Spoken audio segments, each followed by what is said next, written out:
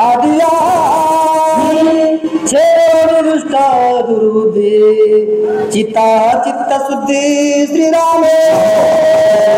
लावलं रामायण काय करायचं आधी व्याधी चित्ताची शुद्धी आणि मनातली जाती दुर्बुद्धी ते मना कदा नको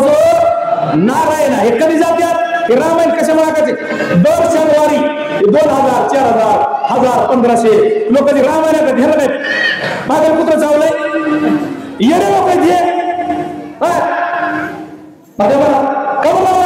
2-3 वर्ष शक्ती कशाला लावली काहीतरी माणसात बदल होतो म्हणून का रामायण बदल करतात रामायणाने माणसाच्या विचाराचे मनाचे बदल होतात आमचे किती महाराज किनगाव रामायणाला निघाले पाटील तुमच्यासारखं वैभवशाली जर तुम्ही पण रामायणाचा नाद इतका आहे त्यांना रामायणाला जाताना 2 मोटरसायकली आडव्या लावल्या चोरट्याने गळ्यात लाकीट हातात आणि त्या चट काढून घेतल्या म्हणले सोनं काढून घ्या पण मला रामायणाला त्याला म्हणजे लागते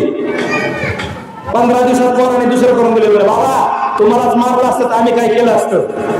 म्हणजे हे रामायण शुद्ध करतं माणसाचं अंत करत दुःख दारिद्र्य रामायणावाल्यापाशी नांद नाही तुम्ही कातरपासून रामायण वाचलं म्हणून तुम्ही ह्या स्टेपला अरे आले नाहीतर 7 पुरीचे लग्न 3 12 घडे एवढं सोपं असतंय का लहानपणी पित्रछाया हरपलेली आई दोघच माझे लेकरं अरे काहीतरी रामायणाचं पुण्य आम्ही जे तुम्ही जे इथं आहेत का ते माणसं कशामुळे दाखवून कशामुळे आपले रामायणामुळे रामायण वाचणारा रामायण सांगणारा रामायण ऐकणारा गरीब झाला आपल्या दोन्ही काळ कापून टाकायचे दोन्ही पण रामायण वाचणारा सांगणारा ऐकणाराची मनस्थिती चांगली पाहिजे नाही तर रामाच्या जवळ आहे रावण आणि त्याची नीती चांगली आहे त्याला कोण काय करेल इकडे रामायण सांगायचं रामायण ऐकायचं घरी गेलं की कसं देईल देणार नाही रामायण राम देतो आता चला मोहम्मद येतो आजची पंगत कशामुळे पाटलाची 4थी पंगत आहे 4थी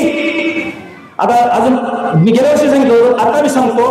बाळ पोटात होतं हा महारुद्र बाळाची आई डिलिव्हरीला गेली आणि बाळाची आई डिलिव्हरीला नेल्यावर पाटलाची निरोप आला सोनबाई डिलिव्हरीला नेलं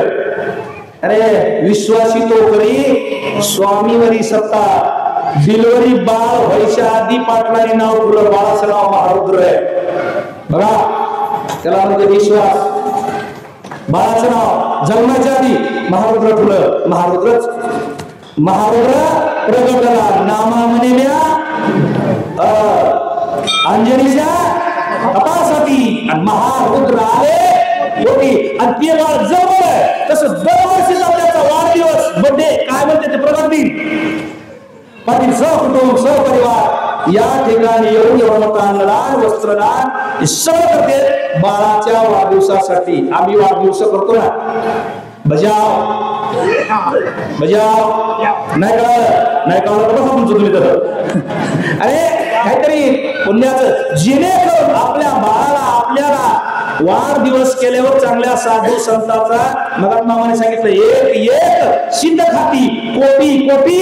यज्ञ होती सुखानं एक शीत खाल्लं परिस्थितीला त्याला 7 दिवस भागवत सांगावं लागलं साधू संतांनी अन्न खाल्लं म्हणजे ते फेल जात नाही तर उकंड्यात ताप होतून दिला काय उपयोग नाही एखाद्या गरीबाला दे गुंडीवर त्याचा आत्मा आशीर्वाद दिल्याशिवाय राहणार 10 वेळा किती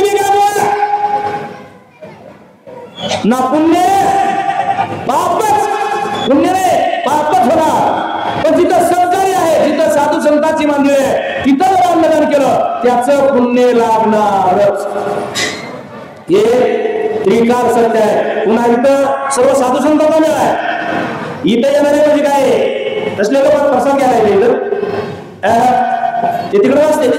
तिकडं इथं फक्त ज्याच्या मुखात नाव आहे ज्याची नीती चांगली आहे ज्याला रामायणाची आवड आहे ज्याला महाराजांच्या दर्शनाची इच्छा आहे तेवढेच लोक प्रसाद घ्यायला येतात आणि त्यांचे आशीर्वाद ज्यानं अन्नदान केले त्याच्या पाठीमाग राहतातच आता तुम्ही म्हणता